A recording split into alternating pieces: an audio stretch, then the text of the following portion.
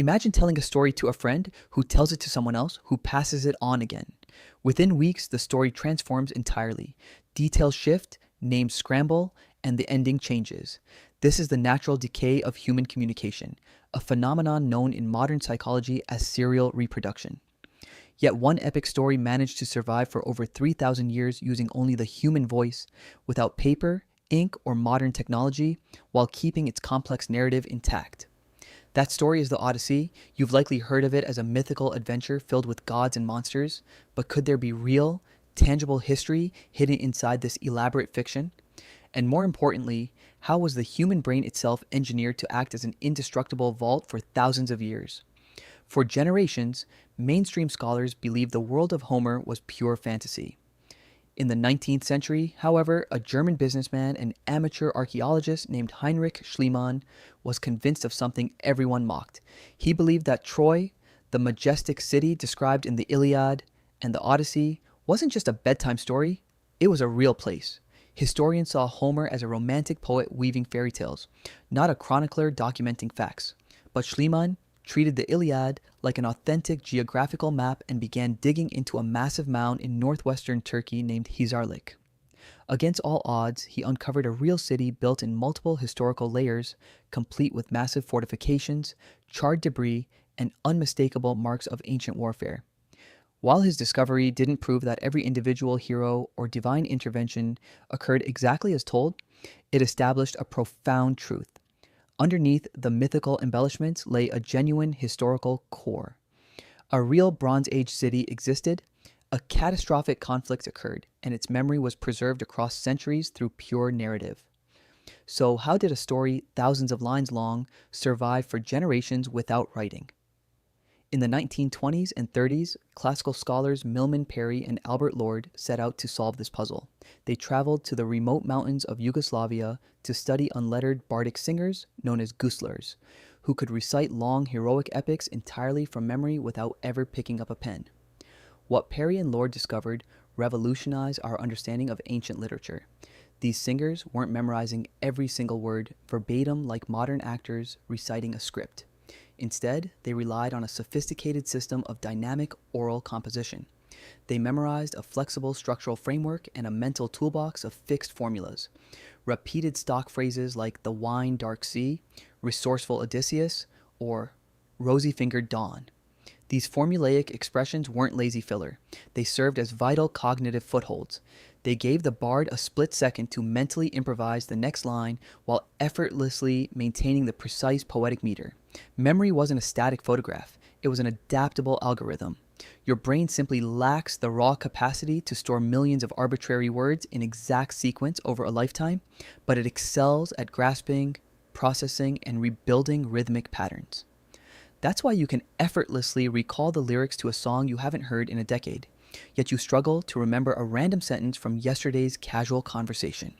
Rhythm, rhyme, and repetition hook into our neural pathways differently than ordinary prose. Cognitive psychologist Elizabeth Minchin demonstrated that ancient Greek epics used structured repetition as a deliberate cognitive strategy to anchor vivid scenes in the listener's mind. Across the globe, similar mechanisms kept human history alive. Researcher Patrick Nunn studied the oral traditions of indigenous Australians and discovered that their traditional songs described dramatic sea level rises and shifting coastlines that occurred over 7,000 years ago, a time frame that perfectly matches modern geological and climate data. Without a single written record, these communities preserve precise scientific observations about their changing world simply through structured, rhythmic storytelling. The Odyssey was masterfully engineered around this exact cognitive logic. Odysseus's grueling 20-year absence, 10 years fighting in the Trojan War, and 10 spent wandering the dangerous seas, unfolds in recurring, predictable narrative beats. At every island stop, whether dealing with sorceresses, sea monsters, or hostile locals, the hero confronts a distinct pattern, a unique challenge, a difficult choice, a consequence, and a lesson learned. This rhythm allowed ancient audiences to anticipate the flow of the tale automatically, absorbing its lessons without mental fatigue. Yet, beyond its clever structural design, the Odyssey survived because it taps into a deeply universal human emotional drive, the desperate urge to return home. Odysseus isn't a demigod seeking glory or conquest. He is an exhausted, battle-weary man who simply wants to get back to his native island of Ithaca, his loyal wife Penelope, and his son Telemachus. He regularly turns down immortal life offered by goddesses just to return to his fragile human existence. This emotional core, longing, resilience, and the search for peace after prolonged trauma isn't uniquely Greek. It is a timeless human truth that resonates across cultures and centuries. When a narrative pairs a deeply relatable human truth with a memorable structure, it naturally demands to be retold generation after generation. Even the supernatural elements in the story carried a practical purpose. Ancient peoples lacked modern meteorology and oceanography, so they used myth as an explanatory tool. When sailors encountered terrifying, unpredictable natural forces, such as violent whirlpools, deadly reefs, or sudden gale force winds, they personalized them into menacing monsters like Scylla and Charybdis. Myth was simply the symbolic language used to map real-world dangers. Consider Odysseus's terrifying encounter with the Cyclops Polyphemus, the man-eating giant with a single eye in the middle of his forehead. On the surface, it seems like pure fairy tale fiction. However, a compelling paleontological theory suggests this legend originated when ancient Greek mariners stumbled upon the massive fossilized skulls of extinct dwarf elephants in caves across Mediterranean islands like Sicily and Malta.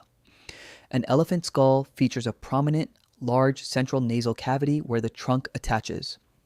To an ancient observer, unfamiliar with elephant anatomy, this huge central hole looked remarkably like a single, giant eye socket right in the middle of a humanoid skull. Myth became the symbolic clothing worn by a real, puzzling encounter with the natural world. The Odyssey was eventually committed to written text around the 8th century BCE, but writing only captured a static snapshot of what was originally a vibrant, living oral tradition. The poem's intricate geographic descriptions, detailing specific wind directions, coastal landmarks, and island distances, demonstrate that it was rooted in the authentic seafaring experience of Mediterranean mariners during the Bronze Age. Furthermore, researchers emphasize that surviving epics were those continuously integrated into the social life of the community. They were recited at public festivals, athletic games, and seasonal rituals. Continuity didn't rely on isolated scholars hiding in libraries. It relied on an active social infrastructure that regularly re-anchored the narrative in the collective consciousness of the public. Today, you carry a smartphone in your pocket, capable of retrieving virtually all of human knowledge in seconds. Yet the ancient mental architecture that preserved the Odyssey remains fully operational inside your mind. Whenever you are drawn to a structured story, a catchy musical beat, or a recurring family legend told around the dinner table, your brain is engaging the exact same pathways that kept ancient mariners captivated around beach fires thousands of years ago.